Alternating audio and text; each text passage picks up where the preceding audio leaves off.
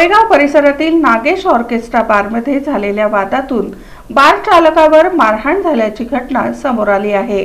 या घटनेत बार चालक उमेश लोंढे हे गंभीर जखमी झाले असून त्यांच्यावर सध्या यशोधरा हॉस्पिटलमध्ये उपचार सुरू आहे। मिळालेल्या माहितीनुसार सोरेगाव येथील नागेश ऑर्केस्ट्रा बारमध्ये काही कारणावरून वाद निर्माण झाला। या वादाच्या पार्श्वभूमीवर आकाश जाधव राहणार सेटलमेंट आणि त्याच्या काही अज्ञात मित्रांनी बार चालक उमेश लोंढे यांच्यावर हल्ला केल्याचा आरोप उमेश लोंढे यांनी केला।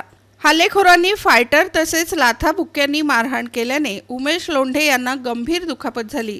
या मारहाणीत त्यांच्या डोळ्याला तसेच डोक्याला गंभीर इजा झाली असल्याची माहिती स्वतः उमेश लोंढे यांनी दिली आहे। घटनेनंतर जखमी अवस्थेत उमेश लोंढे यांना प्रथम उपचारासाठी हलवण्यात आले।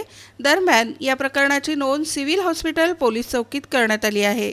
त्यानंतर पुढील उपचारासाठी त्यांना सोलापूर येथील यशोधरा हॉस्पिटलमध्ये दाखल करण्यात आलं असून त्यांच्यावर वैद्यकीय उपचार सुरू आहेत। दरम्यान या घटनेमुळे परिसरात काही काळ तणावाचे वातावरण निर्माण झाले होते। पोलिसांकडून या प्रकरणाचा अधिक तपास सुरू असून संबंधित आरोपींचा शोध घेण्याचे काम सुरू असल्याची माहिती मिळत आहे। मी उमेश उर्फ शिवराज मारुती लोंढे राहणार वसंत विहार आणि हॉटेल नागेश पार्टनरशिपमध्ये चालवतो।